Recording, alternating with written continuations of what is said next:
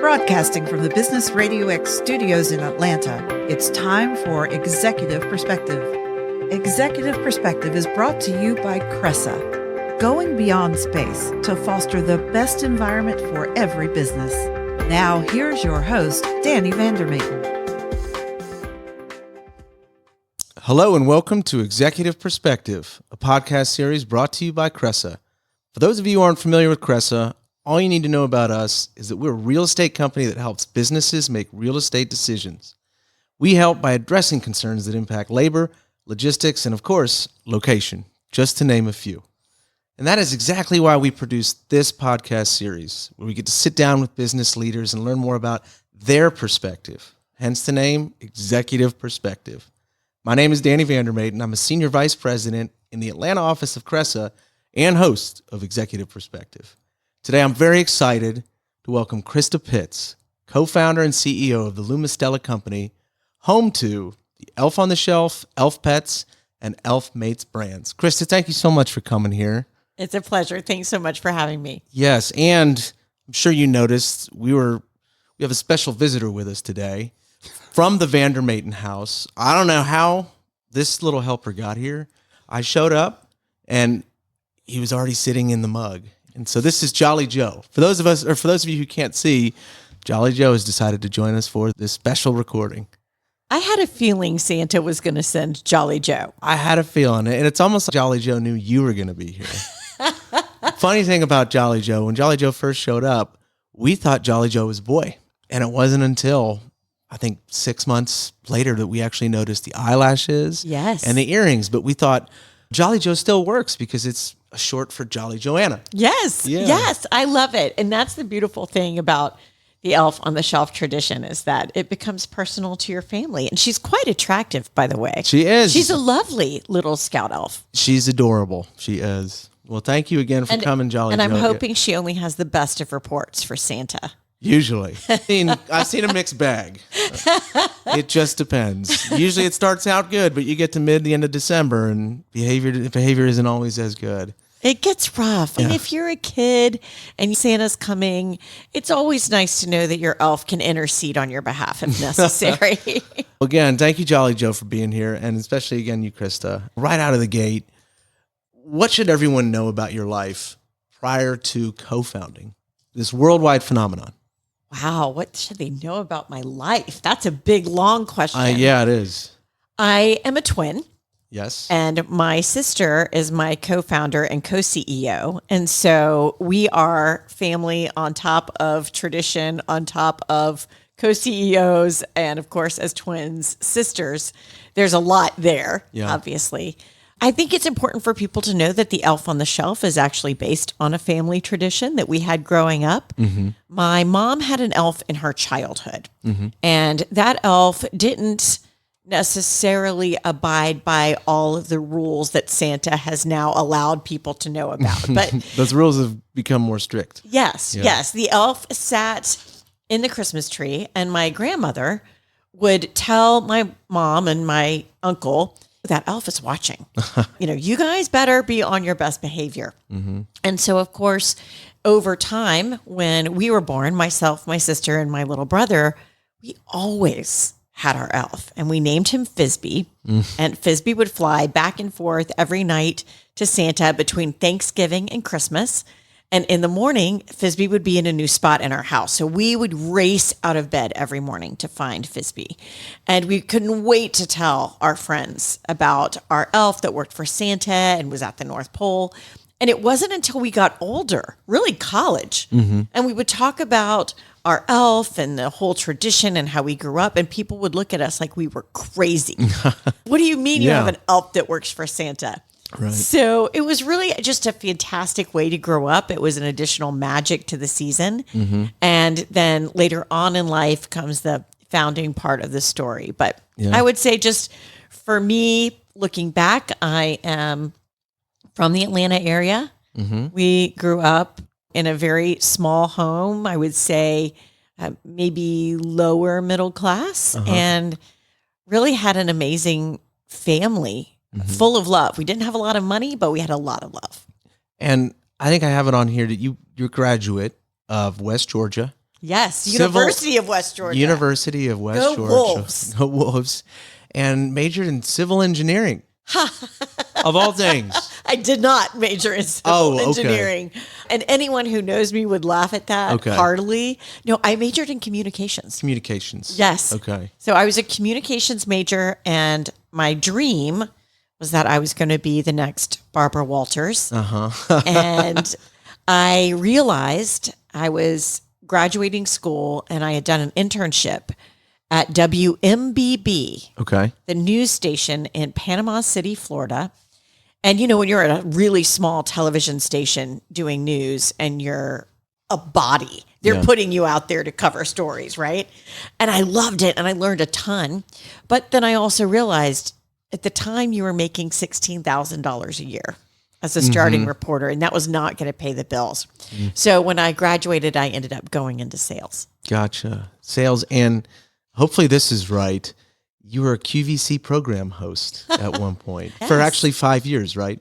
I was. Okay. And that was an interesting journey because, as I mentioned, I went into sales right out of school, and I worked for Aramark Uniform Services. Aramark, yes. So I sold to garages and major factories uniforms, rugs, towels, the things that you need to run a business, usually manufacturing or auto related.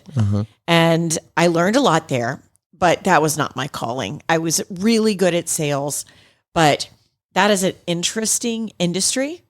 And while I learned a ton and I very much appreciated my time there, that was just not where I was finding significance and I guess joy in my job.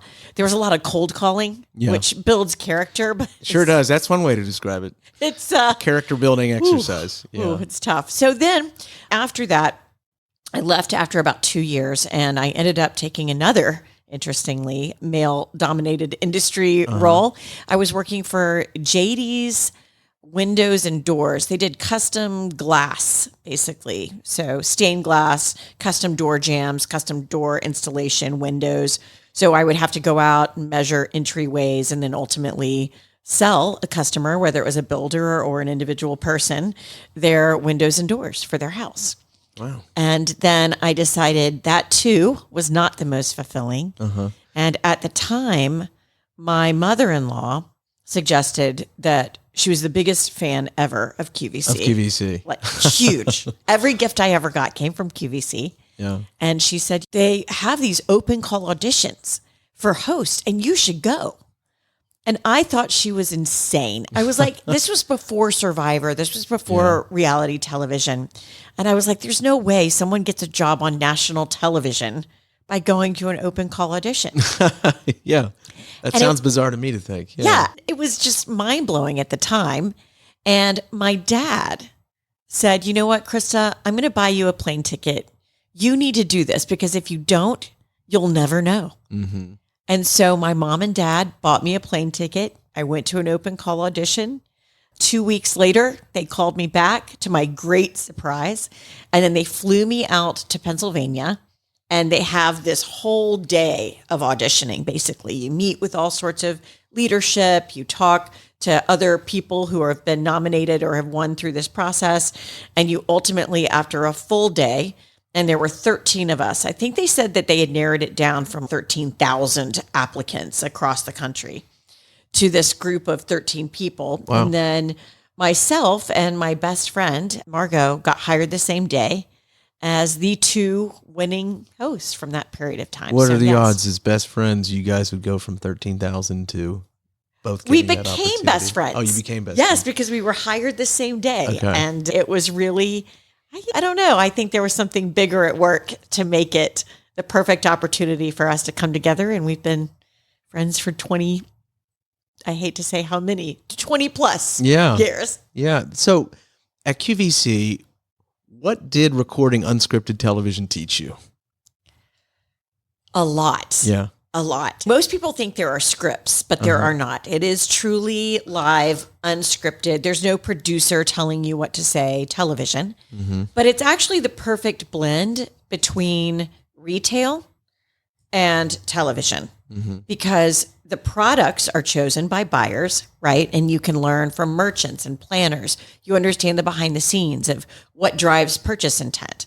So there's a lot of opportunity to learn in that piece of the business, just the general business of retail.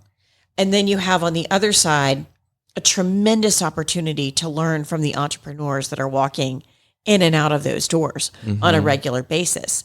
People will very quickly volunteer the things they've done wrong and the things they've done right on an entrepreneurial journey. And so being in the unique position to just listen, to just sit back and listen to these people talk about their experiences and how they even got to be on QVC and what their ideas were to create a product and get it made.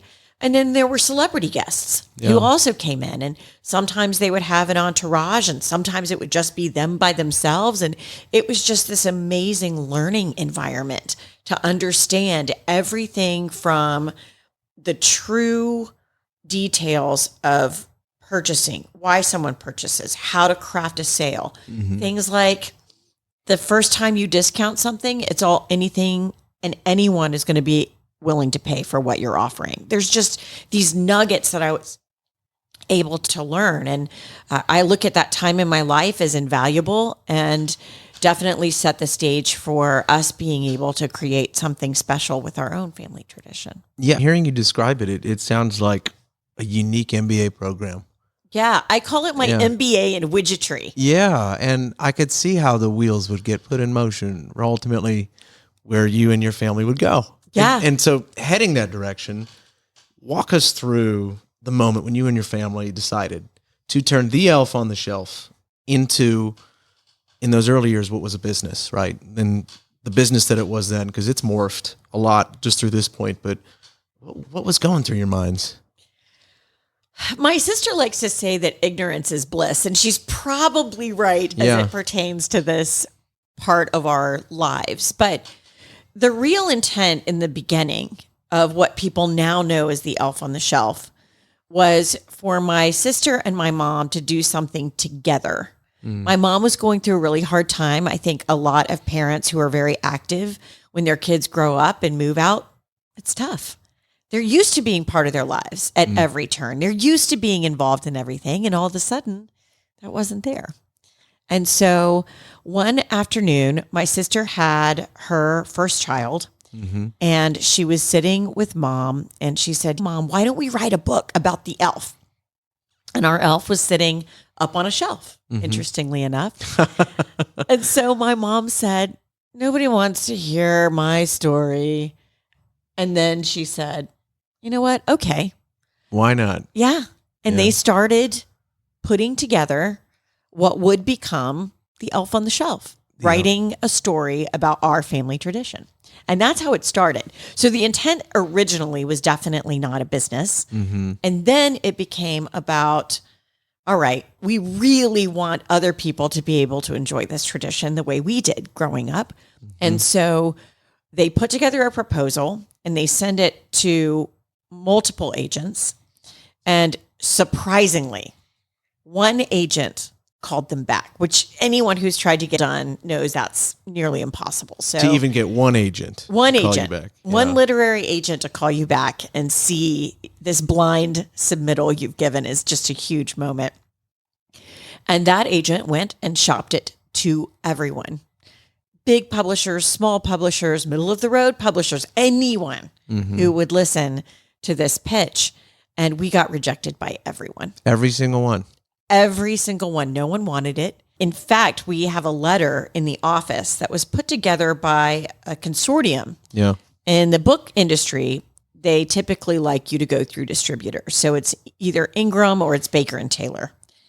And on their letterhead, combined with a book company that's no longer in business and plus Barnes and Noble and a couple others at the time, it actually said, "This item is destined for the damaged goods bin." So Yes. love to just pause for a second. When I think about what the elf on the shelf is now, Yes. and it's really easy to look at it now and say, wow, what a brilliant idea. I admire it so much because I really do. Before I had encountered the elf, I obviously didn't have a tradition comparable to this, but when I heard about it, And when all of a sudden it became a part of my world, it seems just so natural. It seems like one of those ideas where, as a creator, as a co-founder, you've got to just know in your heart that people can enjoy this. This can do a lot of great things, and this could be something that becomes a phenomenon. But then all of a sudden to get nobody to call you back, and then to hear a statement like that, what are the mixed feelings? What does that drive feel like to just really believe at that point still, and to let that fire continue to burn, to just know, I know this is a good idea. I know this is destined to succeed. And then to hear that, I mean, what's clashing there, and what keeps you going? There were actually plenty of different ways they worded the rejection, right? Yeah. So destined for the damaged goods bin, parents don't buy rhyming books, you're not famous. And it really was the list of rejection that you could imagine, because remember, she was pitching it to these various places. Each of them had their own takeaway. But we had known the magic of having our own elf that worked for Santa as children. Yeah. And I think as parents, it's so easy to forget that fragile line between magic and belief and wonder and just the reality of the world, which is blah enough on its own. So knowing that we came from a place of true belief and magic and how we saw it as children, it didn't really matter what these people thought or said. We knew that if families had an elf in their home that they named and they adopted, and it was their family elf, that they would experience the same thing we did. Yeah. Magic. Every single morning. I've heard it mentioned, and maybe you can confirm this, that in those early years, you guys didn't pay yourself at all for the first 3 years. Maxed out your credit cards. And I think I'd even heard that your mom cashed in her 401k to keep this going. Yeah. What else kept you motivated? I just can't imagine. You talk about grit, and you talk about those startups and those starters and what really drives them. What kept you guys going alongside with what you just shared? You can't afford to fail. Yeah. Okay. You can't afford to fail. Yeah. If your mom and dad have this little bit from their 401k that they have put into this business to get your opening order to start this.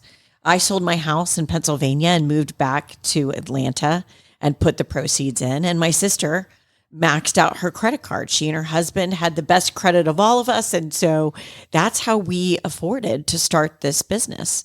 And here we are almost 20 years later, and we haven't yet accepted outside funding. But, which is amazing. I've got to say, I've never heard that. That's amazing. But the piece that you mentioned is what keeps you going? What is allowing you to drive through? And I think one of the keys is not, if you fail, right? My sister she's married to a high school coach. She's not going to be able to pay those credit cards off. My parents have no retirement. I didn't have any savings. So I moved in with my parents and took no money for 3 years. I worked the front desk of a hotel. Yeah. You can't afford to fail. And when you can't afford to fail, and in the bottom of your heart, that magic and what you knew as a child to be true, this isn't something that you're really out on a limb with. You just need to get other people to experience it, and that takes time. Wow. I'd never heard it quite to that extent for you guys before as a family, to push that hard and to really keep going that hard. That's a very impressive. That's a very impressive backdrop to this phenomenon. Oh, thank that you. I hope everybody listening to this, if they hadn't heard it before, listens to and appreciates, because it takes a lot of faith to keep going at that point, and especially when family's a part of that. In using that word, worldwide phenomenon, how do you guys continue to? That was when, I'm trying to place dates. 2005. So 19 years ago. Yeah. Got it. So from 2005 through now, how do you continue to foster innovation in a business that is tied so closely to tradition? We realized that we were being chosen by children to be the voice of Santa Claus. And so when you start something, and in our case, the elf on the shelf, our real goal, our only vision at that point was our elf on every shelf. The more people that we could share our tradition with, the better. We wanted people to understand this magic the way we had experienced it as children. And then over time as we evolved, kids were calling us and writing us and getting on social, even if they're not supposed to, and asking us all the questions of the North Pole. Does my elf have pets? If so, what are they? Where do they live? What do elves eat? You name it. How do they stay warm during the season? Yeah. Do they ever run into roadblocks? Why didn't they move overnight? What happened? We became the voice of Santa's North Pole and the holders of his magic. And so from that, we realized we needed to evolve. We needed our vision to change. And when it did, what we settled on and what all of us have embraced is we work for Santa. Our company creates joyful family moments. And our vision is that we own and tell the stories of Santa's North Pole. And that's a big, wide world with a lot of stories. And that's why we can have the elf pets and we can have the elf mates and we can have things like our elf kits that inspire really busy, tired parents at the holiday season to do something a little more creative. So it's about evolution. Yeah. So you talk about, I've heard you mention like obstacles as stepping stones, and I think that's a little bit of what you were just describing right there. What other major obstacles that you guys face in the business could you share with us that turned into major turning points for you? Certainly resources, finance. Got it. Banks don't love the idea of a book and an elf being their collateral. That's just the reality of business. That's funny to think about this business and what you collateralize in those terms. No, think about for a second. You're a CPA, right? Think about for a second all of the bankers that you know. If you walked into them and said, listen, man, I've got an elf that works for Santa and a book written in rhyme by nobody anybody knows. You guys should take a chance. These are the assets, right? Yes. These are the assets. If things go belly up, you get all of this. Yes.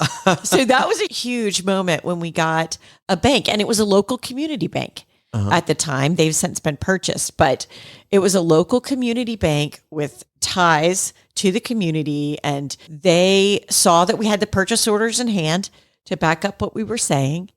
And that was most definitely obstacle number one. Sometimes it still continues to be an obstacle because again, we haven't taken any outside funding. And so it's always about putting and pouring back into the company. So that's number one, I would say. And then certainly there are some other things. What you need when you start is not what you need as you grow. Yes. I've heard you say this before. Yes. It's true. And that's a hard thing because the people who start with you in the beginning are usually family friends or people that you know well, or they're in your circle. And so trying to understand what key hire you need to make, even if someone has the best of intentions and they're an amazing human being, they may not have the skill set you need to level up. Yeah. And that's a difficult thing for people who are just starting as well. So those are a few of the key lessons along the way. Yeah, and that aligns with a philosophy I think I heard you talk about where you say to hire for where you're going, not necessarily for where you're at. Any more you would expand into that philosophy on other than what you just shared? I think it's critical. Yeah. It was great business advice that we received early on because especially when you're first starting, every penny matters. Our first hire was someone for our warehouse. So he could, and of course we were in the back too, but loading the vessels and putting the labels on and everything. You're doing everything yourself. And that person was paid before we were. But you have to recognize when it's time to fill the gaps that you can no longer fill on your own. And then you need to invest in a person who's going to end up paying for themselves, really. And that's hire for where you're going, not for where you are in the moment, is not going to get you where you need to be or where you want to be if you're trying to do things the same way every single day. You can't do it all, and you're not great at everything. You can be good at things. You can learn a lot along the way, but that's a key to being able to scale. What are the outlying or the outlier qualities you look for in the people that you do hire? Or you say, that's going to work. That's hiring from where I'm going. What stands out to you in the process? And as you've scaled since 2005 through now, what jumps out? The most important part is culture. You really need to spend time, and most entrepreneurs don't. They just don't feel it's as valuable as it actually is. Why do you think that is? It takes time. Yeah. It takes time to really sit and be thoughtful about what you want your culture to be and how you're going to build it and what it means to the people who work there, and then how you are going to allow that to emanate out from what you do. And it's not something that you set and it's done. Sometimes it takes refinement. But when you're putting out fires and you're wearing all the hats, it is extraordinarily difficult to be like, I'm going to be thoughtful about our culture. And in our world, we really put next to culture something we call FIRE: family focus, integrity, respect, and excellence. And that's how we measure the people who join the North Pole. It's a very nuanced thing to find someone who's truly bought into what you're doing and therefore is planning to stand beside you even as things are hectic or busy or difficult. And we found that you can have all the right skills on paper and you can be the perfect checkbox hire. But if the culture piece isn't there, it actually causes more problems than someone that you could train up into your organization, because the culture piece has to be the fit. And I think it's a time thing, particularly up front. A time thing. What do you mean by that?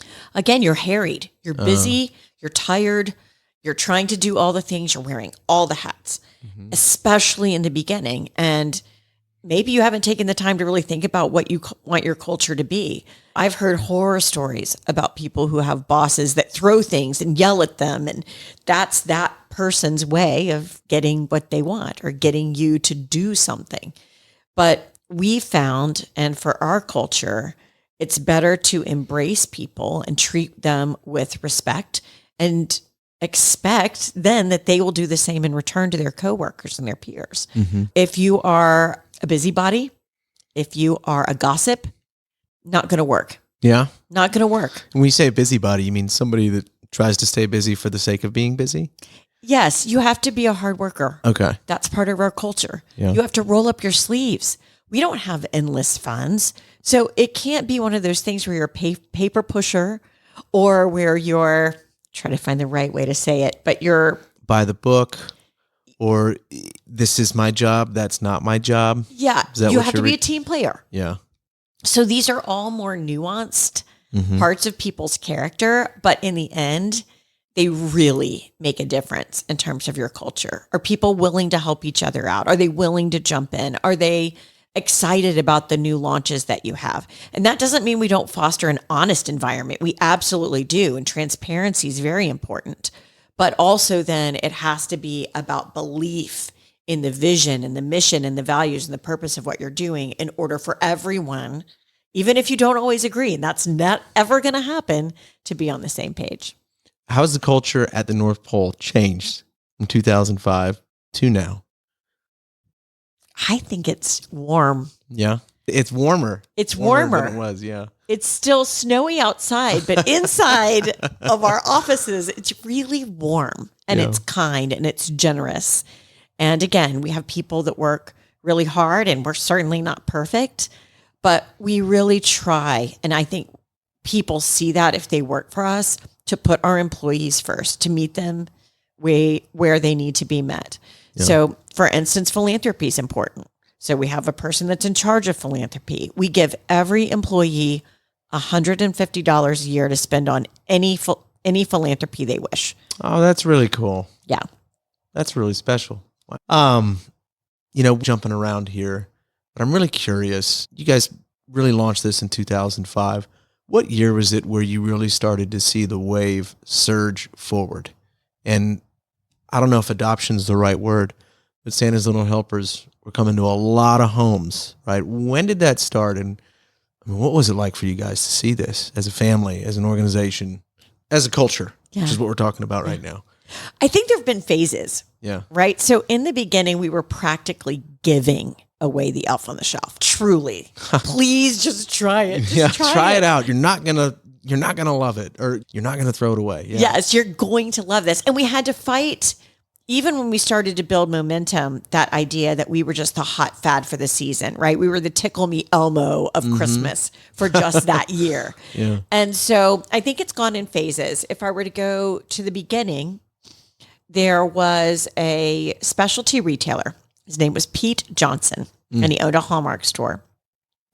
Pete will always hold a special place in our hearts, and definitely within the North Pole, because we had done small Christmas marketplace shows. And when we left the show shuts down. People were wanting to know where they can get this thing called the Elf on the Shelf. They saw it at Christmas market. How are they going to get it?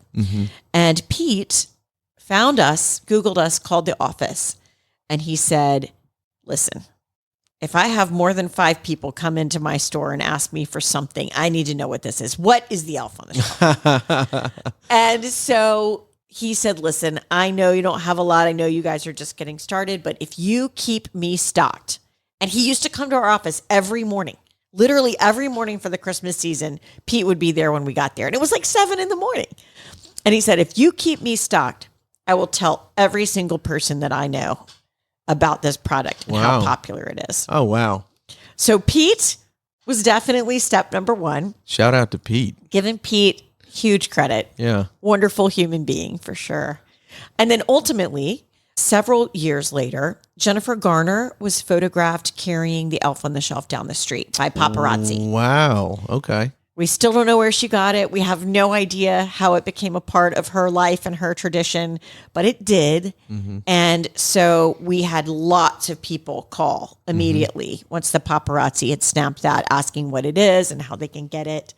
And then that same year in December, near the end of December, the Today Show ran a story out of Texas on the Elf on the Shelf. Oh. What it was, how it worked.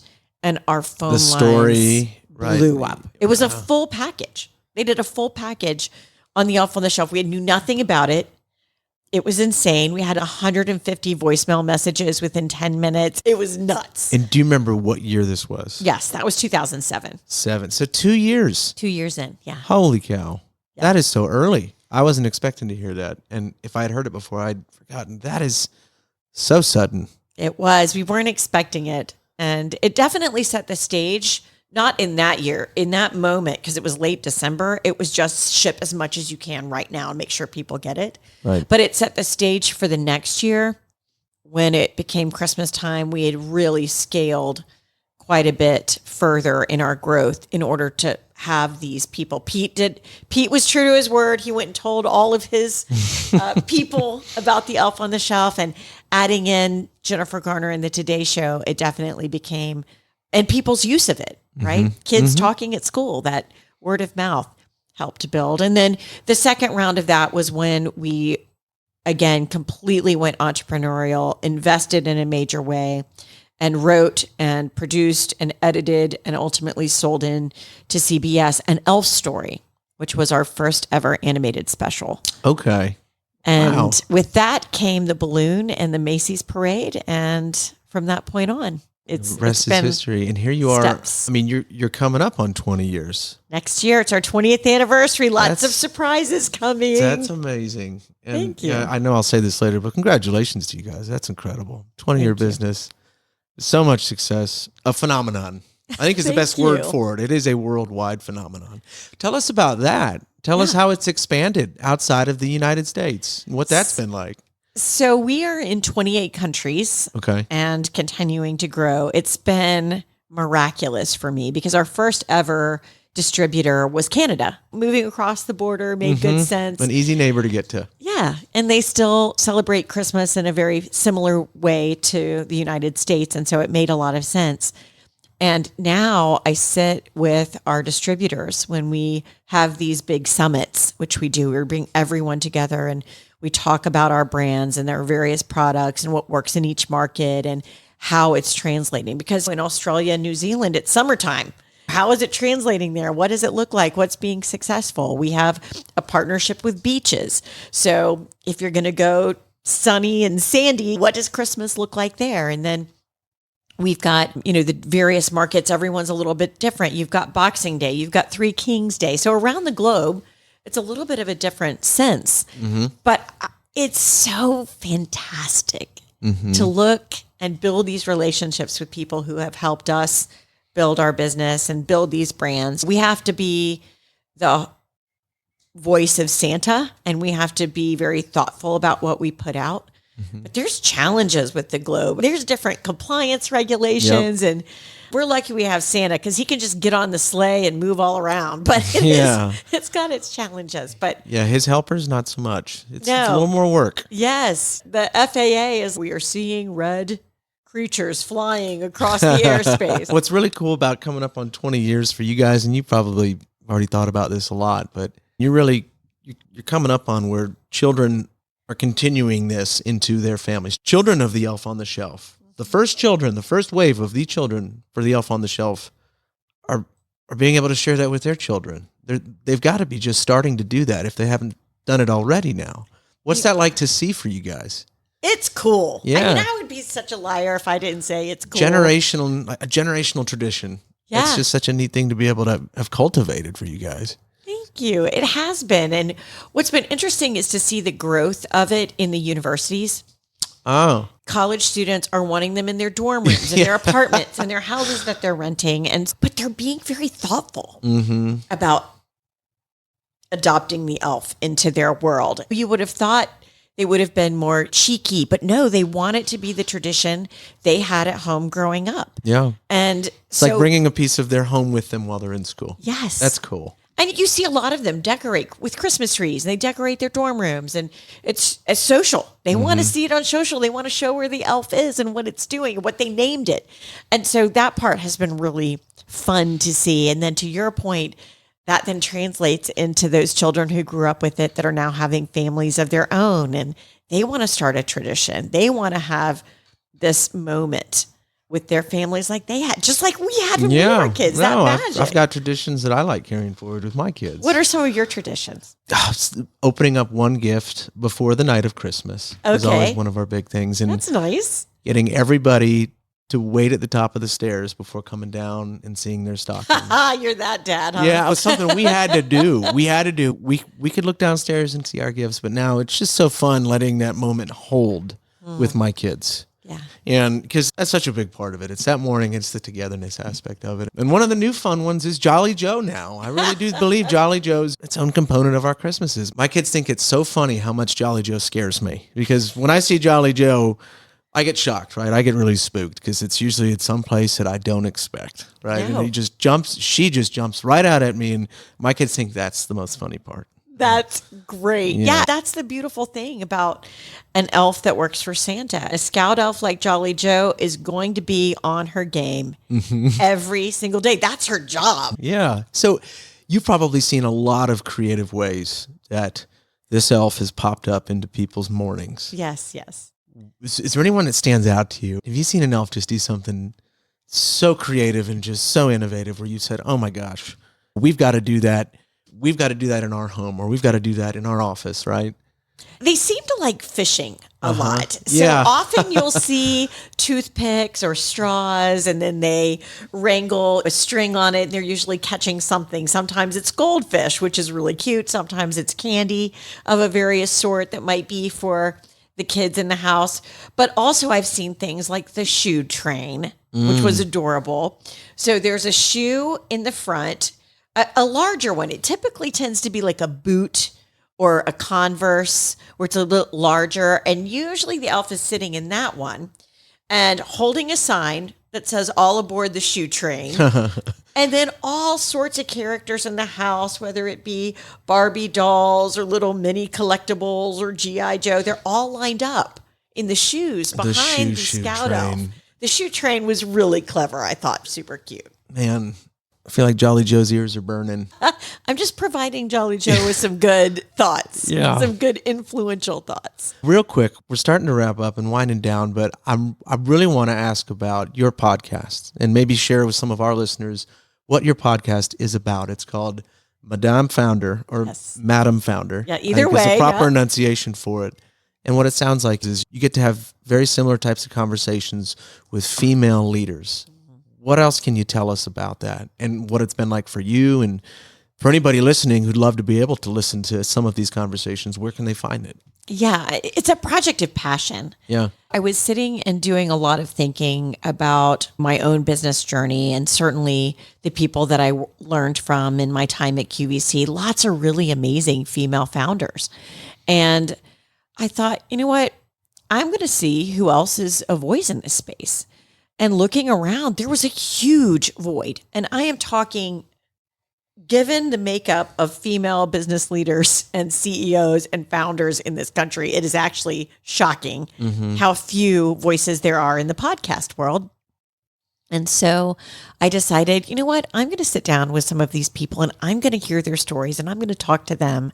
And I think I've learned more from them than anyone has learned from me. There are some similarities, which are really interesting. Yeah. But so far, no one has said no. Right. To sharing their story and talking about their business journey. And while I've had Chris Pinto, she sold her company for hundreds of millions of dollars. And she was pretty much one of the first people to recognize digital marketing. Okay. But she was homeless at 15 years old and lived in a trailer and literally went to casinos to pay her rent while she finished high school. Her story's what a story. Amazing. Yeah. And Dr. Jen Welter, the first female coach in the NFL, and Ashley Baskerville, who helps elite athletes go from good to great and great to best. Mm-hmm. And these people who are sharing their stories and talking about how they built their businesses and talking about what it's like to build brands. It's a fascinating, fantastic way to spend time. And